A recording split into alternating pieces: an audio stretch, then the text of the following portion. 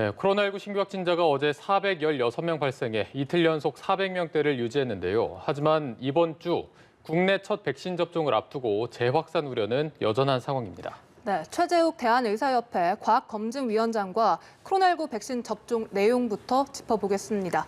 어서 오십시오. 안녕하십니까? 네, 백신 얘기로 시작을 좀 해보겠습니다. 저희가 앞서 전해드린 대로 화이자 백신이 이번 주 금요일에 들어와서 토요일부터 접종이 시작이 되고요. 아스트라제네카 같은 경우도 금요일부터 이제 접종이 시작되지 않습니까? 거의 동시에 어떻게 보면 접종이 이루어진다고 볼 수 있는데 준비는 다 잘 돼 있다 이렇게 보면 될까요? 네, 여러 차례 정부 당국은 이제 모의 훈련도 하고 그래서 접종의 준비에 만전을 기해 왔습니다. 특히 아스트라제네카, 화이자 모두 접종 대상이 좀 다르고요. 네네. 그리고 또 콜드체인이라고 얘기하는 유통 보관과 관련된 방법도 다릅니다. 그래서 이 접종은 이제 겹치지 않기 때문에 좀 부담은 적을 거라고 보고요. 다만 인력이 갑자기 이제 2배로 투입돼야 되니까 인력 부족이 일시적으로 발생하지 않도록 충분히 만전을 기한다면 크게 접종 자체에 대해서 문제점은 없을 것으로 보고 있습니다. 네, 백신 접종이 진행 중인 나라에서도 집단 면역 달성이 빨라야 내년 중반일 것이다. 우리나라의 경우에는 내년 후반으로 전망이 되고 있습니다. 보시기에 현실적으로 집단 면역 달성 시기 언제쯤으로 예상하시는지요? 예, 글쎄요. 참 이제 예측하기 어려운 상황이 자꾸 발생하고 있습니다. 지금 말씀하신 대로 원래 당초 우리나라 정부는 11월 말 집단 면역 형성을 전제로 해서 목표를 잡고 이제 모든 계획을 짰는데 또 이 미국이나 영국도 EU 국가도 내년 이제 금년 말까지로 다 연기되는 그런 추세 아닙니까? 그래서 전반적으로 백신 접종으로 인한 집단 면역 형성이 늦어지고 있습니다. 아무래도 백신에 대한 그 확보와 접종이 구체적으로 이제 막상 진행하다 보니까 좀 늦어지다 보니까 그렇고요. 아마도 우리나라도 좀 불가피하게 최선의 노력을 다 합니다만 좀 몇 달 더 늦어지지 않을까라는 그 우려가 좀 있고요. 그 이유는 좀 맥락을 들여다보시면 네. 백신이 이제 구체적으로 전 인구의 70%는 백신을 맞아야 면역이 형성된다는데 사실 면역이 형성되는 거는 약마다 면역 형성 효과가 좀 다르지 않습니까? 네네. 아스트라제네카 한 70%, 네. 또 화이자나 모더나 90%니까 사실 100명이 맞는다 그래서 100명 다 생기지 않고 70명에서 90명 정도 밖에 안 생기니까 그걸 감안한다면 조금 더 시간이 필요하겠다는 차원이고요. 전체적으로는 미국이나 EU, 영국보다는 우리나라가 백신 접종으로 인한 집단 면역 형성이 3, 4개월, 길게는 5, 6개월 정도 늦어질 것은 불가피할 것으로 보입니다. 네. 그리고 오늘 앞서 중대본 회의 결과 발표 현장에서 헌혈에 관한 얘기도 좀 나왔습니다. 백신을 접종하고 나서 일주일간은 헌혈을 할 수 없다. 근데 미국 같은 경우에는 헌혈을 하면 안 된다 이런 특별한 내용이 따로 없기도 하고 싱가포르도 백신에 따라서 3일 동안 할 수 없다, 한 달간 할 수 없다 이렇게 다 다르거든요. 헌혈을 할 수 없다면 할 수 없는 이유 그리고 이렇게 나라별로 좀 기간이 다른 이유는 어떻게 봐야 될까요? 네, 전체적으로는 아직도 백신 접종에서의 그 불확실성이 조금 남아있는 부분이 좀 있습니다. 메신저 RNA 백신이 화이자나 모더나가 대표적인 거고요. 또 백신이 메신저 RNA뿐만 아니고 생백신, 사백신 여러 가지 타입의 백신이 있어서 네네. 그 종류에 따라서 특별히 헌혈을 접종 후에 헌혈을 하지 않아도 되는 하지 않아야 되는 경우하고 헌혈을 또 해도 상관없는 그거로 좀 어쩔 수 없이 나뉠 수밖에 없는 부분이 있고요. 네네. 나라마다 사용하는 백신의 종류와 그에 따라 달라질 것으로 봅니다. 다만 크게 걱정하거나 우려하실 것은 아니고요. 최대한도로 어떤 불확실성을 좀 제거하고자 하는 그런 차원에서 일주일 정도 접종 후에 헌혈을 할 수 있다. 혹은 증상이 있는 경우에는 네. 증상이 없어지고 난 다음 일주일이니까 좀 이제 증상이 있는 경우와 없는 경우 좀 차이가 있을 수 있습니다만 네. 크게 문제는 없을 거고 그럼에도 불구하고 헌혈이 지금 부족한 것이 우리나라의 굉장히 큰 중요한 상황이거든요. 그래서 이러한 것으로 인해서 헌혈이 좀 많이 안 하셔서 그런 헌혈이 혈액 공급이 좀 부족해지는 그런 사태도 좀 막아야 되겠다는 생각도 해봅니다. 네. 그리고 올해는 등교 수업도 확대를 하기로 했습니다. 교육부가 3월을 앞두고 준비 한창인데 좀 학교별로 유연한 방역 정책 어떤 식으로 좀 수립이 돼야 할까요? 네, 학교별로 이제 등교를 하기 위해서 특별 점검도 하고 뭐 학생들한테 앱을 통해서 증상 유무도 보고 학교 방역 전담 인력 5만 4천 명을 긴급 배치해서 추가 확인 여러 가지 조치들이 이루어지고 있고요. 그래서 그런 면에서 좀 다행이라고 보고요. 조금 더 유연하고 좀 그런 대책이 필요하다면 수도권 지역 같은 경우는 감염이 많이 이제 확산된 곳 아니겠습니까? 네.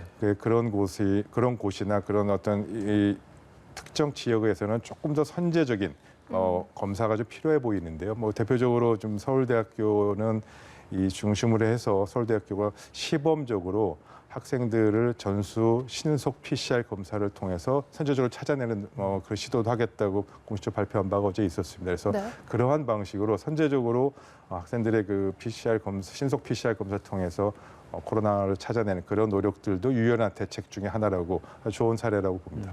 네. 그리고 이런 얘기도 있습니다. 백신을 접종할 때 백신 접종이 좀 어려운 아동이나 학생을 지도하는 교사한테 백신을 먼저 좀 접종해야 되는 거 아니냐 이런 이야기도 있는데 어느 정도 좀 타당성이 있다고 보십니까? 네, 물론 그렇다고 봅니다. 이제 아동하고 교사하고 조금 다를 수는 있겠고요. 네네. 네. 지금 현재 방학의 그 접종 우선순위 대상으로는 이 보육교사나 이 저학년의 교사들은 좀 7월 달로 예정이 돼 있습니다. 백신 접종 순위가 네. 일반 국민들하고 사실 별 차이가 없어서 지금 다수의 학생들과 이 접촉하면서 신체적 접촉을 하면서 이렇게 감염 위험이 높은 이 교육교사나 특히 이 초등학교 중에서 또 저학년 1, 2, 3학년 학생 담임 선생님 같은 경우는 사실 신체적 접촉이 많이 발생할 수밖에 없지 네네. 않습니까? 그래서 그런 교사분들에게는 중심으로 해서 접종 우선순위를 좀 앞으로 당겨야 되지 않겠는가 그런 논의는 충분히 검토해볼 필요가 있다고 생각합니다. 그렇다면 교사를 접종을 해도 보육교사나 저학년 중심의 교사가 먼저 좀 접종이 이루어져야 된다는 말씀이신 건가요? 네, 아무래도 신체 접촉이 많으니까요. 그걸 통해서 추가적인 전파 위험이 높으니까 필요하다고 봅니다. 네. 네. 그리고 오늘 신규 확진자 수 400명대, 이틀 연속 400명대를 기록했습니다.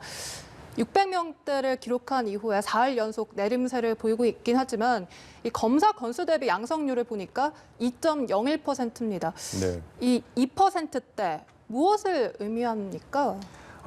검사 양성률 높다는 그만큼 지금 환자들이 많이 있다라는 것을 보여주는 지표가 되겠고요. 네. 다만 그 환자가 발생하는 그런 그 공간, 그 지역이나 대상이나 집단이 지금은 이제 역학조사나 집단 감염, 특정 뭐 장소나 공간이나 직장이나 이런 것에서 집단 감염을 확인하면서 추가적인 확진자가 이제 많아지는 그런 효과도 있기 때문에 전반적인 현상이다라고 보기엔 조금 어려울 수도 있습니다.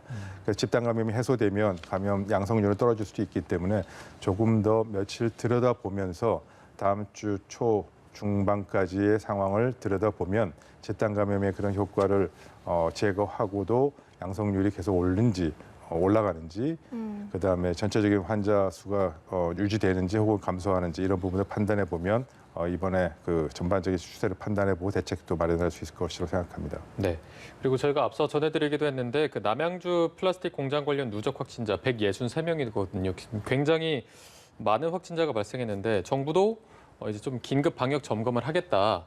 그렇다면 앞으로 이런 외국인 근로자가 많은 사업장에서 확진자가 조금 더 나올 가능성은 저희가 좀 있다고 봐야겠네요. 예, 그렇죠. 이 점은 뭐 여러 차례 전문가들이 우려했던 부분이고요.